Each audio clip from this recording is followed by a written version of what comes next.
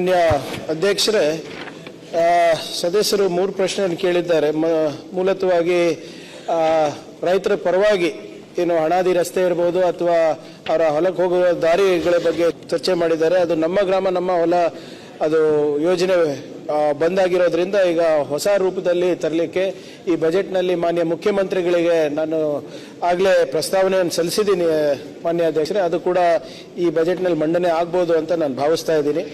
ಅದರ ಜೊತೆಗೆ ಪ್ರಗತಿ ಪಥ ಅಂತ ಏನು ಒಂದು ವಿನೂತನವಾದಂಥ ಕಾರ್ಯಕ್ರಮ ಇದೆ. 5,000 ಕೋಟಿ ರೂಪಾಯಿಯನ್ನು ಖರ್ಚು ಮಾಡಿ ಇವತ್ತು ನಾವು ಎಲ್ಲ ಶಾಸಕರಿಗೆ ಕನಿಷ್ಠ 15 ಕಿಲೋಮೀಟರನ್ನು ಕೊಡಬೇಕು ಅಂತ ಒಂದು ಸಂಕಲ್ಪವನ್ನು ಇಟ್ಕೊಂಡಿದ್ದೀವಿ. ಅದು ಡಿಪಾರ್ಟ್ಮೆಂಟ್ ಆಫ್ ಎಕನಾಮಿಕ್ ಅಫೇರ್ಸಿಂದ ಮೊನ್ನೆ ನಮಗೆ ಸಹಮತಿ ಸಿಕ್ಕಿದೆ.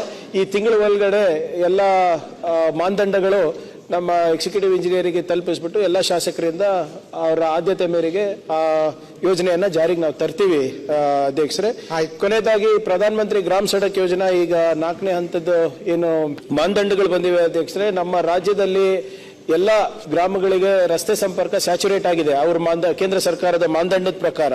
ಸೊ ನಾವು ಅದನ್ನ ಸರಳೀಕರಣ ಮಾಡಬೇಕು ಅಂತ ಈಗಾಗಲೇ ನಾನು ಒಂದು 3-4 ತಿಂಗಳ ಹಿಂದೆ ನಾನು ಪತ್ರ ಬರೆದಾಗ ಅದನ್ನ ಮಾನದಂಡಗಳನ್ನ ನಾವು ಮಾಡ್ಲಿಕ್ಕೆ ಆಗೋದಿಲ್ಲ ಅಂದ್ಬಿಟ್ಟು ತಿರಸ್ಕಾರ ಮಾಡಿ ಕೊಟ್ಟಿದ್ದಾರೆ ಅಧ್ಯಕ್ಷೆ. ಮತ್ತೊಮ್ಮೆ ನಮ್ಮ ರಾಜ್ಯದ ಪರವಾಗಿ ಕೇಂದ್ರ ಸರ್ಕಾರಕ್ಕೆ ನನ್ನ ವಿನಂತಿಯನ್ನ ನಾನು ಮಾಡುವ ಕೆಲಸವನ್ನು ಮಾಡ್ತೀನಿ ಅಧ್ಯಕ್ಷರೇ. ಆದರೆ PMJSY ನಲ್ಲಿ ನಮಗೆ ಏನು ಮಾನದಂಡಗಳ ಸರಳೀಕರಣ ಮಾಡಬೇಕಂದ್ರೆ ಪಾಪ್ಯುಲೇಷನ್ ಕಮ್ಮಿ ಮಾಡಬೇಕು ಅಂತ ನಾವು ಹೇಳಿದ್ದೇವೆ. ಅದು ಆಗ್ಲಾರ್ದ ಕಾರಣನೇ ನಾವು ಪ್ರಗತಿ ಪಥ ಮತ್ತೆ ನಮ್ಮ ಕಲ್ಯಾಣ ಕರ್ನಾಟಕದಲ್ಲಿ ಕಲ್ಯಾಣ ಪಥ ಯೋಜನೆಗಳನ್ನ ನಾವು ತಂದಿದ್ದೇವೆ. ಈ ಪ್ರಧಾನ ಮಂತ್ರಿ ಗ್ರಾಮ ಸಡಕ್ ಯೋಜನೆ ಕೂಡ ನಮಗೆ ಬಂದ್ರೆ ನಮ್ಮ ರಾಜ್ಯದಲ್ಲಿ ಬಹಳ ಒಂದು ಉತ್ತಮವಾದಂತ ರಸ್ತೆ ಸಂಪರ್ಕ ಆಗುತ್ತೆ ಅಂತ ನಮ್ಮ ಇಲಾಖೆಯವರು ಪ್ರಯತ್ನ ನಡೆಸಿದ್ದಾರೆ ಅಧ್ಯಕ್ಷರೇ. ಇದಕ್ಕಿನ್ನ ಸ್ವಲ್ಪ ಟೈಮ್ ಬೇಕಾಗುತ್ತೆ ಅಧ್ಯಕ್ಷ.